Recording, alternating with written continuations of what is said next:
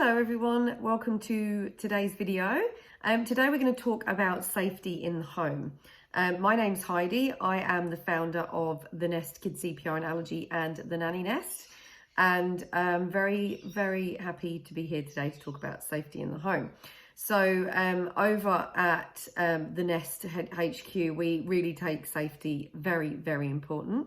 You know, we take it very seriously, and anyone that is on our books, is teaching, is looking after your children, or, you know, whatever the role may be, is, you know, safety is up there at the #1 priority. Okay, if we don't have our health, we don't have anything, and that is very, very true. So I have some notes as well. If you see me looking to the side, then that's what, I just don't want to miss anything today. So we need to remember that children are born with a very much like a no fear attitude. Okay, if they were scared every time they fell over, or every time they tried to walk and stand up, they just fell down again, and it made them scared and wary, they just wouldn't keep going. So children wouldn't learn to walk, and they wouldn't learn to get up, and they wouldn't examine the world around them. And that's how they learn. That's how they build their muscles. That's how their brain rewires to learn things. So they are born with this no fear attitude, but unfortunately, that's also what gets them into some scrapes sometimes. So we have to take the rough with the smooth, and that's why we have to kind of make sure that we're always trying to keep on top of their safety and keeping an eye on them, which I completely appreciate is easier said than done. I have 2 young boys myself, and yeah, it can be a minefield. So learning basic baby and child first aid is so important, and I know this firsthand because not only have I gone through every single situation that we teach, but also with my own children, which makes me sound terrible, but it's true. But also I've been very present for 2 different choking situations that weren't my children. They were someone else's children, and I just happened to be there. Once was just under 2 years ago in a park in Sydney, and it was a 6-month-old that was fully choking on some food and was not breathing.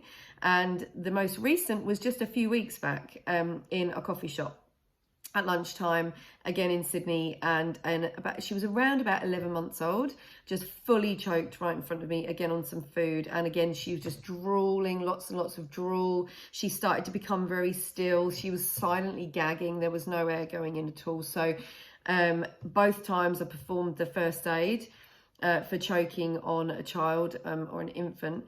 And maybe it was luck, maybe, you know, I just happened to be in the right place at the right time. Maybe they would have recovered themselves anyway. But, you know, at the end of the day, I didn't have to think. I knew what to do, because we try and keep it really simple. There's just a few things that you need to know. I knew what to do, and I did it, and it worked. The reason it worked is because we know that people put in a lot of time and energy into researching what works and what doesn't when it comes to first aid. So it worked, and so every time anything like that happens, like, this is why we need to know what to do. It may not be our child, it may be someone else's, but at the end of the day, we'll know what to do. So no matter how hazard free you think your house is, your child's going to find something. So, you know, they're still going to bump their head or fall off a bed or accidentally ingest something maybe that they shouldn't. You know, in my head, I'm like, tick, tick, tick, that's my children all over. But that's why supervision is the key. I'm not saying we have to be perfect and we have to be looking at our children all the time, because that is not real life. But just as much as we can, depending on their age, just keeping them into, you know, an area that is more suitable for them. So as they grow and their environment changes, obviously they're, you know, going to reach new heights, and that is not a metaphor, literally reach new heights. And they'll learn to climb and open things, and this is where we really need to be, you know, clear on new hazards and new things that they may be able to touch, reach, ingest.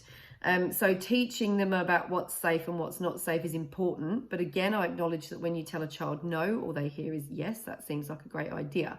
So doing what we can, but trying not to make life too complicated for ourselves at the same time.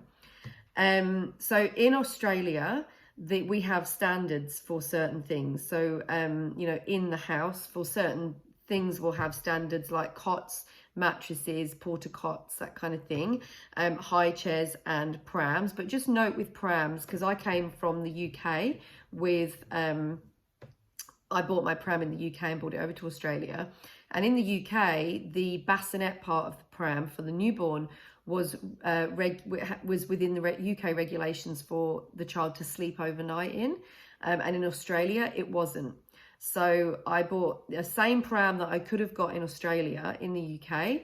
And in the UK, it was fine. In Australia, it wasn't. So that was a big stress for me at that time. I had my first child, newborn, and you just want to do what's right. So just make sure if you are traveling about, I mean, when we can travel again, that everything is as it should be.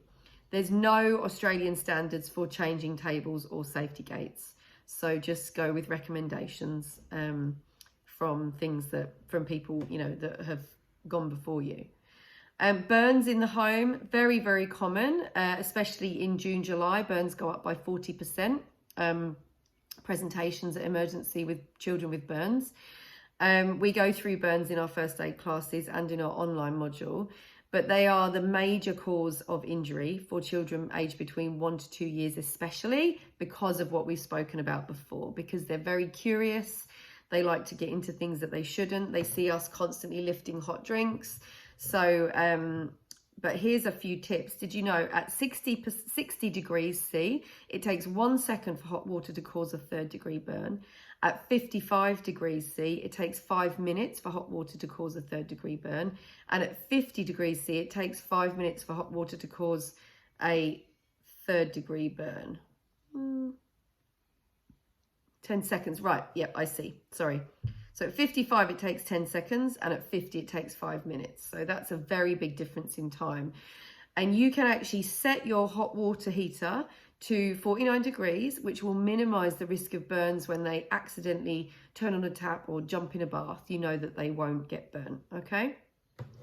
Electrical safety. This is something us at the Nest are pretty hot at because my husband is an electrician.